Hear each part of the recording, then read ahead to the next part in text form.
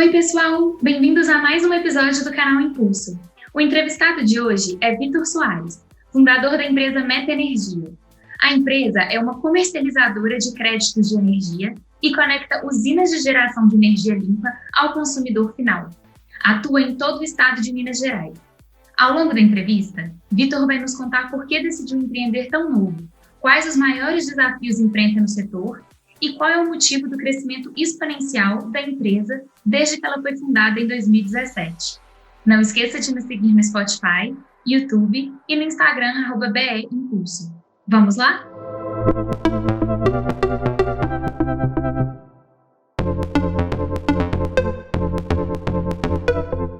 Vitor, muito obrigada pelo seu tempo, obrigada por estar aqui hoje para a entrevista. Primeiro, eu queria que você começasse contando para a gente quando na sua vida que você decidiu que queria ser empreendedor. Muito obrigado, Patrícia, pelo convite aí. É sempre um prazer poder contar um pouquinho da história minha e da Meta. E acho que essa jornada no empreendedorismo foi uma coisa engraçada, assim, porque no meu caso ela não foi planejada, né? Eu trabalhava com o setor de consultoria, né, numa multinacional de consultoria financeira e de gestão. E o que aconteceu no meio do caminho foi que, assim, é um setor muito maçante, cansa, suga até o que a gente não está disposto a dar. E no meio do caminho eu tive que tomar uma decisão profissional de ou mudar de cidade, né, mudar de estado, na verdade. Eu acabei me desmotivando pra caramba, decidi tirar um tempo para mim, focar nos estudos e tudo mais, e nesse meio tempo, na minha segunda semana sem trabalho, um grande amigo meu de infância me ligou, pedindo para ajudar ele a avaliar a viabilidade financeira de um projeto, que ele tinha interesse de ver e entender como é que era, que ele e um outro conhecido dele tinham tido uma ideia que eles achavam muito boa, que eles achavam que podia ser negócio, e como eu conhecia desse negócio de avaliar potencial de modelos de negócio, eles queriam ajuda. E depois que eu fui para essa reunião, acabei sendo tomado ali, entrando dentro do projeto, fazendo parte. Corta 4 anos para frente, aqui estou eu. Então, assim, foi completamente inesperado. Como que a Meta Energia trabalha hoje? Como que está sendo o crescimento dela desde que ela foi criada? Desde quando começou até hoje, tivemos, obviamente, algumas mudanças no modelo de negócio, mas o modelo atual, basicamente, a gente consegue proporcionar para o cliente final, pessoa física, que ele possa acessar os benefícios de produzir sua própria energia. Como assim, né? Parece um negócio muito diferente, que ninguém nunca nem ouviu falar na maioria das vezes, mas da mesma maneira como quando você mora numa casa, você pode instalar, por exemplo, uma placa solar e produzir sua própria energia, isso pode ser feito em larga escala também. Então, basicamente, a gente encontra empresas, seja elas ou pessoas físicas, né, que estão interessadas em fazer investimentos em geração de energia de larga escala. Então, essa pessoa, ela vai, ou empresa, ela vai implantar uma infraestrutura de geração enorme mesmo, hectares e hectares de placa solar, ou fazer um investimento numa pequena usina hidrelétrica, enfim, até mesmo de biogás, que pode vir do lixo, pode ser produzida essa energia, que é muito legal. Ele faz esse investimento nessa infraestrutura e a Meta Energia vai cuidar para que toda a energia produzida por aquela usina ali seja destinada para os clientes finais. Então, basicamente, a gente é o elo que vai unir as duas pontas da cadeia, gerando benefícios para os dois lados.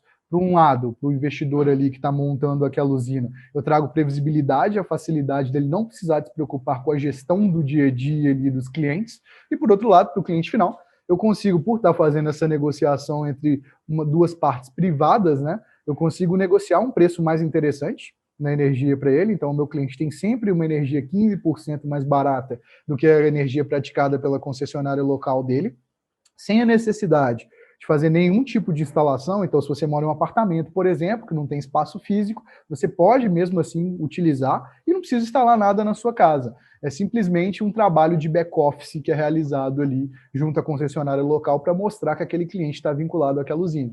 Então, dessa maneira, a gente trabalha um dos pilares da Meta, que a gente acredita muito que é o ganha-ganha-ganha, né? Então, o cliente final ganha, fica satisfeito, não precisa gastar nada, não precisa instalar nada e tem uma energia mais barata, além de uma experiência muito melhor ter com a concessionária. O dono da usina está garantindo a rentabilidade dele e a Meta, obviamente, sendo remunerada por cada quilowatt-hora, né, que ela está transacionando na plataforma ali. Então, basicamente, a gente vem escalando esse modelo de negócio hoje aí, né, crescendo bastante. Hoje a gente está presente em mais de 200, tem clientes em mais de 230 municípios do estado de Minas Gerais, são mais de 30 mil pessoas cadastradas aí na nossa plataforma, mais de 16 usinas sob gestão. Como que é o perfil do cliente? O que vocês esperavam para a pandemia e o que de fato aconteceu? Basicamente, assim, o nosso cliente, a gente quer popularizar, né, esse tipo de energia, esse tipo de produto que muitas vezes o cliente final não tem nem noção do que existe, porque isso não é contado para ele, né? A não ser aquela pessoa que teve a oportunidade de, em algum momento, orçar um equipamento de geração de energia própria, como uma placa solar, e aí, por algum motivo, acabou estudando mais, entendendo como é que funciona. O grande público, né, realmente não entende, nem que isso é possível. Então, assim, é até engraçado, porque no final do dia, quando a gente oferece o produto, as pessoas ficam assim, mas é só isso mesmo? Não tem que fazer nada, não tem que pagar nada? Tem certeza que não é mentira? Então, um dos maiores desafios nossos é convencer o cliente final de que é um produto sério, que não tem nada por trás ali. Assim como muitas startups, né, a gente acaba tendo essa dificuldade, que é um modelo de negócio tão diferente que parece mentira. Né, tá diferente de tudo que o cliente está acostumado a vida inteira, então, pô, não tem que pagar nada, é só isso mesmo. O nosso perfil de cliente são pessoas físicas, ou seja, donos de casa, donas de casa. Hoje em dia, esses clientes consomem ali, na média, 250 kWh por mês, então não é nada de outro mundo que seja inacessível para uma família ali de 2, 3 pessoas, né, normalmente. Eles, hoje em dia, geograficamente, estão espalhados por todos os tipos de cidade que você imaginar, desde Belo Horizonte, região metropolitana, que é um hipercentro, até cidades muito pequenas no interior do estado, que você tem ali 5, 10 mil, 15 mil habitantes, são cidades super pequenininhas. É até curioso, a gente sempre fica assim, poxa, como é que esse pessoal acabou ficando sabendo da Meta, né? O boca a boca funciona muito. E são pessoas simples, assim, realmente não tem nada de especial nesse cliente, um consumo, uma classe que seja prioritária, uma base de clientes bem heterogênea. Quem quer economizar e quem topa fazer alguma coisa diferente, né? 2020 foi um ano diferente, né? Foi um ano que a gente esperava que muita coisa fosse dar errado, com pandemia, todo mundo reclamando de dinheiro, preocupado se ia conseguir pagar as contas ou não, a economia colapsando. Ao contrário que era esperado, né, que fosse ter um monte de problema, a gente conseguiu reverter tudo isso em canalizar os esforços para estar mais próximo do cliente, para conseguir entender com mais profundidade quais seriam ali os pontos de melhoria que a gente poderia ter. Então, a gente conseguiu, assim, de uma maneira muito bacana, reduzir inadimplência, melhorar o serviço que a gente presta para o cliente final. Então, acaba que foi positivo, porque deu uma baixada na correria, viagem para cá, viagem para lá, conecta uma usina nova, tem que fazer 1000 coisas, a gente conseguiu concentrar um pouco melhor. E, basicamente, tem sido um momento muito legal de se aproximar do cliente, de entender o cliente com mais profundidade. Foi um ano da gente acabar tirando um pouco de pé do acelerador, o que é muito bom quando a gente está falando de uma empresa de tecnologia, de uma empresa de alto crescimento. A gente se prepara para aqueles ciclos de vou crescer 2, 3, 4, 5 vezes. Então é uma loucura, você fica o tempo inteiro, né, tendo que se estruturar, crescer time, fazer as coisas acelerarem. E aí acaba que veio a pandemia e teve que ensinar para a gente como lidar com uma fase de incubação, uma fase de, opa, peraí, já que daqui para fora a gente não consegue fazer muita coisa, né? Obra de engenharia civil pararam por conta de volume de funcionários, a relação com a concessionária de energia acabou ficando prejudicada, porque, né, foram empresas gigantescas que tiveram que adotar o home office sem estar preparada para isso, então tudo ficou mais lento. A gente teve que fazer o que dava para ser feito da porta para fora, mas focar na porta para dentro da empresa.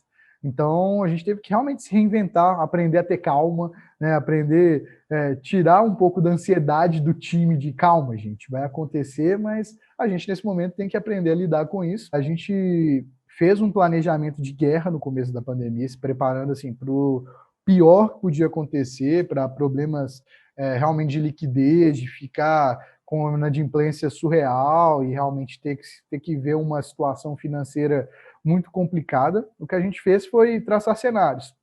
Então, a gente criou alguns gatilhos né, que à medida que esses gatilhos fossem sendo batidos, a gente tomava determinadas ações e não precisava ficar decidindo ali no quente, na hora, com as emoções à flor da pele, né? Então, por exemplo, a gente tinha um pior cenário de todos, que se a gente tivesse uma saída de clientes em grande volume ou uma inadimplência muito surreal, a gente teria que, por exemplo, cortar pessoal. Que, graças a Deus, não precisou de acontecer, a gente conseguiu manter a equipe inteira, inclusive a gente cresceu durante o momento da pandemia, contratamos mais, justamente porque a gente virou para dentro. Então, fomos entender a base de clientes com muita profundidade, fazer pesquisa com o usuário, entender onde a gente estava falhando, que muitas vezes eram pequenos detalhes que acabavam passando batido ali no meio da loucura do dia a dia, a gente não conseguia dar tanta atenção.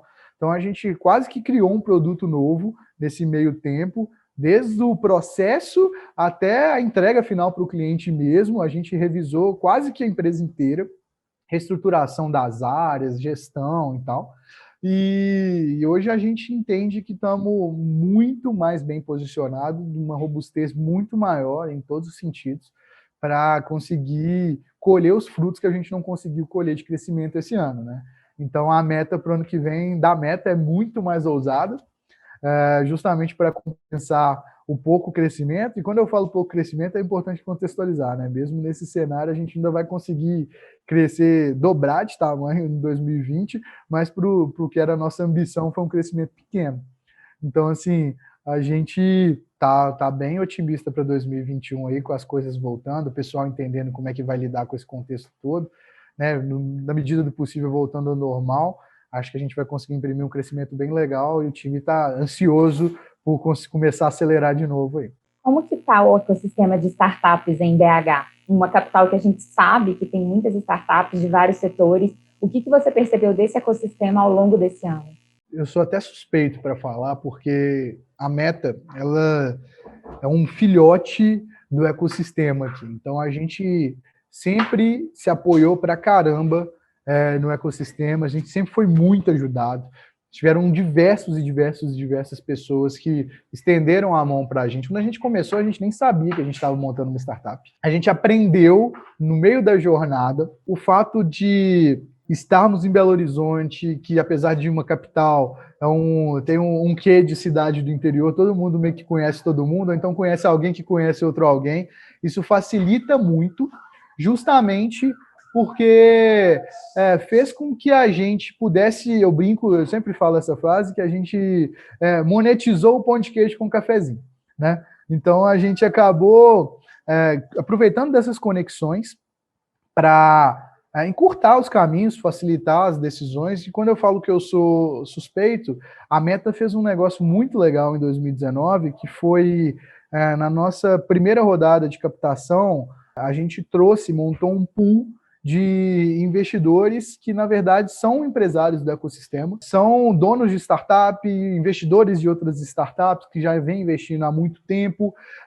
Então, esses caras se uniram justamente para devolver para o ecossistema aquilo que eles beberam, que é uma prática que acontece muito nos Estados Unidos. Lá fora a gente vê, por exemplo, os ex-funcionários, os ex-founders do PayPal, que fundaram ou investiram em diversas outras startups de sucesso. O ecossistema aqui já chegou nesse ponto de maturidade que os founders têm essa capacidade de voltar e auxiliar e cada vez mais maximizar o impacto deles. Isso para a gente é um diferencial surreal, eu poder passar a mão no telefone e ligar para o diretor de tecnologia de uma outra startup de sucesso que está fazendo um negócio gigantesco e tirar uma dúvida, ou ligar para o CEO e tirar uma outra dúvida. Esse cara está não só com o coração aberto, querendo devolver para o ecossistema, mas também, no meu caso, investido financeiramente. Então, ele tem um duplo interesse. Mas, fora isso, uma coisa que a gente viu esse ano foi que, assim, querendo ou não, as interações do ecossistema, elas são prejudicadas pelo fato dos encontros presenciais não poderem acontecer da mesma maneira do que antes, mas, ao mesmo tempo, isso, de certa maneira, facilitou, porque é sempre uma dificuldade equacionar a agenda de um monte de gente, criar um evento que realmente gera engajamento de um monte de empreendedor. E o que a gente viu foi o São Pedro Valley, né, que é a comunidade de startups aqui de BH, fazendo encontros online, que foram muito legais, com outros founders que estão num momento legal de jornada, que tem uma história de uma saída legal que podem contar para as outras pessoas. Um engajamento muito legal na parte política, né, de movimentação do setor. E mais do que isso também, o DNA de ajudar, de estender a mão para os outros empreendedores que estão no começo da jornada, ou que não estão tão no começo assim, mas que tem algum desafio que você sente que pode ajudar, isso fica muito claro. Então, eu senti assim, que a comunidade ficou mais forte, que todo mundo tentou se ajudar no momento do começo da pandemia, compartilhou muitas ideias, se influenciou demais. As primeiras startups que resolveram ir 100% para home office, acabaram motivando outras empresas a ter essa coragem. Então, isso acabou reverberando não só para o ecossistema de tecnologia, mas também no mercado tradicional, das pessoas que estão próximas e tudo mais. Muita empresa no começo da pandemia veio perguntar, e aí, como é que vocês lidam com esse lance do home office, por sermos empresas que são mais tecnológicas? Então, isso tudo foi bem legal, assim, acho que foi um ano que deu mais liga, sabe? Mostrou realmente de uma maneira mais tangível o poder que um ecossistema unido tem. Então, acho que veio para marcar. Vocês, quando fundaram a Meta, vocês basearam o modelo de negócio e a própria empresa em algum modelo que já exista no Brasil ou fora do Brasil? Ou algum cenário de tendências que vocês estão vendo? Como que foi? Contando um pouquinho dessa história da fundação, a gente tinha um mix de sócios muito interessantes, né? Eram 3 engenheiros, um advogado e eu que sou financista. Eram conhecimentos muito diversos e 2 desses engenheiros, que foram co-founders da Meta, eles trouxeram visões de mercados muito diferentes, que eram do setor de energia e do setor mais produtivo ali, industrial, agrícola, né? Quando a gente jogou todas essas visões em cima da mesa, e a ideia surgiu de uma dor própria deles, tá? Eles resolveram buscar uma solução para economizar na sua conta de energia particular, porque eu nunca vi, eles gastavam muita energia, mas esbarraram com a dificuldade de espaço físico para instalar uma placa solar e tudo mais. E quando eles viram isso, eles perceberam que existia ali um caminho, né? Só que era muito pouco explorado. Como exaustivos que são, eles resolveram pesquisar a fundo, entender o setor, e aí a ideia da Meta inicial era completamente diferente. A nossa ideia era tropicalizar uma tecnologia alemã para melhorar a produção de energia em fazendas e, enfim, a gente via que tinham muitas estruturas de produção de energia defasadas, que operavam de uma maneira muito amadora e acabavam não tendo a eficiência que poderiam ter. Bem ideia de engenheiro mesmo, assim, né? E aí, assim, quando a gente começou a entender com mais profundidade, estudar, se debruçar ali para montar um modelo de negócio que fizesse sentido, a gente viu que o grande valor dessa cadeia não estava aí. O grande valor dessa cadeia estava justamente porque todo o mercado tinha uma mesma tese, que era: eu vou montar uma plataforma de energia, de produção em massa de energia, vou gastar alguns milhões de reais, e aí depois eu vou procurar um grande player que vai consumir sozinho, uma indústria, uma loja, uma cadeia de lojas da mesma marca, que vai consumir toda essa energia. E aí quando você parava para fazer a conta, peraí, tem um monte de gente aqui do lado investindo, mas não tem tanta gente que tem esse perfil do outro lado para consumir. Era uma tendência natural que esse mercado fosse ficando cada vez mais granular. Ou seja, cada vez mais você teria que atacar o cliente mais pulverizado. E é basicamente impossível fazer isso sem tecnologia. Então, a gente viu ali uma excelente oportunidade. E aí, quando a gente se debruçou para atacar essa oportunidade em específico e fomos pesquisar, a gente já viu que existiam iniciativas muito parecidas quase que no mundo inteiro. Na nossa apresentação institucional, inclusive, eu coloco um mapa do mundo, assim, um mapa mundi, e coloco lá o fincadinho quais são os países que têm iniciativas similares à Meta. E são assim, você tem desde Austrália, Singapura, a Europa quase toda, Estados Unidos. Então, já é um modelo, entre aspas, comum. Claro que cada país tem a sua especificidade regulatória, né? A sua diferença ali de legislação, mas, de modo geral, a gente acabou entendendo que era possível quando a gente viu outros países fazendo e aprendendo um pouquinho com o que era de bom de cada uma dessas empresas lá fora para fazer o que a gente faz aqui. O que do seu conhecimento e do que você aprendeu ao longo da vida te deixa hoje ter o cargo que você tem nessa empresa e ter essa função toda, né, de organizar e coordenar toda a área financeira? Eu vim para a Meta Energia para assumir esse papel de estruturação de modelo de negócio, para assumir o papel mais tarde de CFO, né? Eu sou formado em administração de empresas pela FGV e estava, quando entrei na Meta, finalizando um curso de controladoria e finanças pela UFMG, que eu acabei deixando de lado.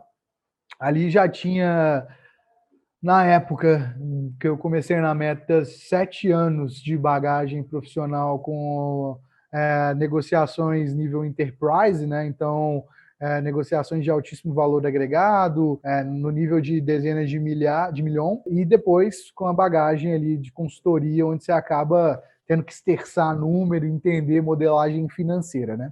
Então, vim para a Meta com esse papel. Acaba que esse é um papel muito ingrato para uma startup que está começando, porque numa fase pré-operacional, ela é muito mais um papel de planejamento. Eu tenho uma característica de ser muito pega para fazer, vamos embora, e isso no começo ajudou muito para ajudar a superar desafios. Eu, lá no nosso primeiro site, ajudei a desenvolver o primeiro site. Então, assim, apesar de ter vindo para fazer uma coisa, acabei aprendendo linguagem de programação básica para ajudar a montar as coisas no site lá. Nessa fase pré-operacional, realmente não tinha muito mais do que um planejamento a ser feito. No começo da fase operacional, eu ajudei a estruturar toda a área de faturamento da Meta, financeira, os processos societários. Então, por ter tido muita bagagem com contratos muito complexos, de estruturação de organizacionais, realmente isso foi muito interessante, porque eu consegui ajudar muito na prática. E aí, mais tarde, acabei transladando, saindo da posição de responsável da parte financeira, quando a área já estava andando um pouco mais sozinha, e assumindo o papel de CEO, muito pela facilidade de me relacionar com os investidores, de entender um pouco mais essa linguagem de mercado. Acaba que meu papel hoje, isso foi uma coisa muito interessante, que é uma coisa de bastidores, né? Tem sempre duas brigas internas para quem está nessa função de CEO, que é, primeiro, o que eu devo fazer aqui na prática? Porque ela é uma função um pouco prática e meio de back-office, assim, no limite, né? E segundo, é a síndrome do impostor, né? Será que eu estou preparado para assumir essa postura aqui, esse cargo? Será que eu não deveria trazer alguém de fora que tenha uma bagagem melhor? E hoje a minha função basicamente é cuidar de duas coisas. Eu garanto que a equipe esteja suprida do ponto de vista de recursos. Então, eu auxilio muito nessa parte de contratação, garantir que as pessoas que a gente está trazendo ali para dentro da Meta são as pessoas que têm o maior fit possível com a empresa e também de dinheiro, de capital. Então, relacionamento com o investidor, preparar novas rodadas de captação, outras formas de captação de recursos. Por outro lado, também trabalho retirando os grandes impedimentos. Então, assim, basicamente, minha função hoje em dia é fazer reunião, apresentar a meta, ser o porta-voz da empresa e, ao mesmo tempo, ajudar nesse desenvolvimento das pessoas e retirar os impedimentos, né? A minha facilidade de comunicação, a bagagem de eu ter experiências profissionais lá atrás, ter gerenciado grandes equipes de 200, 300 pessoas, me trouxe uma facilidade muito grande de trazer essa perspectiva grande e me preparou para isso. Vocês são quantos na Meta hoje? Hoje nós somos 20 colaboradores, mais os founders, né? Estamos com uma equipe super enxuta ainda, mas início de 2021 aí a gente já tem que contratar loucamente, porque o pessoal já está abrindo o bico lá, não tá dando mais conta, precisando de mais braço.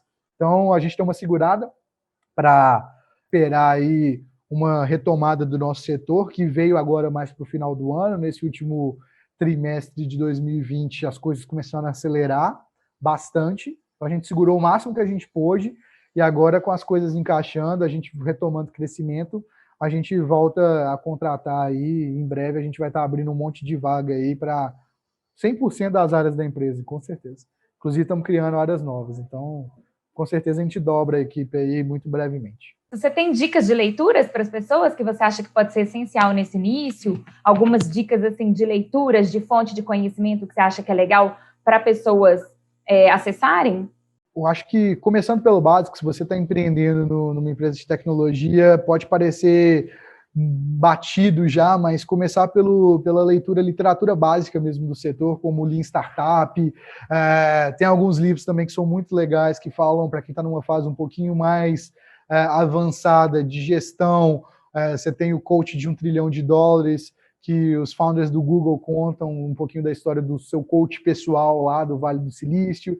Você tem o High Output Management, que é o ACO da Intel também, que conta, falando um pouquinho de como ele implantou a cultura. Então, assim, mas principalmente esses 2 livros são game changer total, mudam a perspectiva e como você vê a empresa.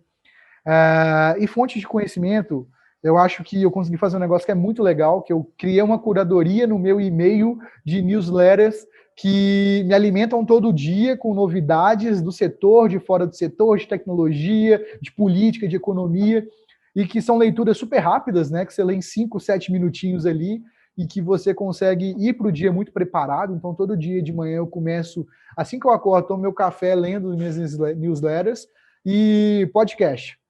Eu sou, assim, um consumidor ferrenho de podcast. A todo momento que eu não estou em reunião, eu estou trabalhando, ouvindo um podcast. Isso economiza muito tempo, ajuda muito a absorver conhecimento numa velocidade muito grande. E por último, o que eu mais gosto de todos esses, que meus finais de semana, todo domingo eu estou assim, consumindo, é o Medium. Eu sigo uma série de canais no Medium de pessoas que estão escrevendo coisas, e são empreendedores que estão ali, né, com a mão na massa, seja no Brasil, fora do Brasil. Tem muitos investidores que também escrevem no Medium. Fica a dica para seguir, inclusive, a Astela, que produz muito conteúdo de qualidade, a Headpoint também produz muito conteúdo de qualidade. Então, isso acaba encurtando os caminhos e vendo o outro lado da mesa também, ajudando a consumir um conteúdo de muita qualidade. Queria te agradecer pelo tempo, tá? Pelas respostas. Tem alguma coisa que você queira acrescentar, que você queira falar? Primeiro, Patrícia, obrigado você pelo convite. Como eu falei no começo, é sempre um prazer poder estar contando um pouquinho da nossa história. Eu acho que a gente acaba focando muito no presente, né? E nessa loucura que é crescer, que é resolver um monte de coisa ao mesmo tempo, e acaba esquecendo um pouco dos detalhes da jornada. Então é sempre muito rico para mim poder relembrar e falar um pouquinho da história da Meta. E eu acho que um recado primeiro para quem está nessa jornada de empreender, está numa fase anterior à Meta, assim, busque conhecimento. Isso é um diferencial gigantesco. Se espelhar e beber um pouco da bagagem, da experiência de outros empreendedores ajudou a gente pra caramba.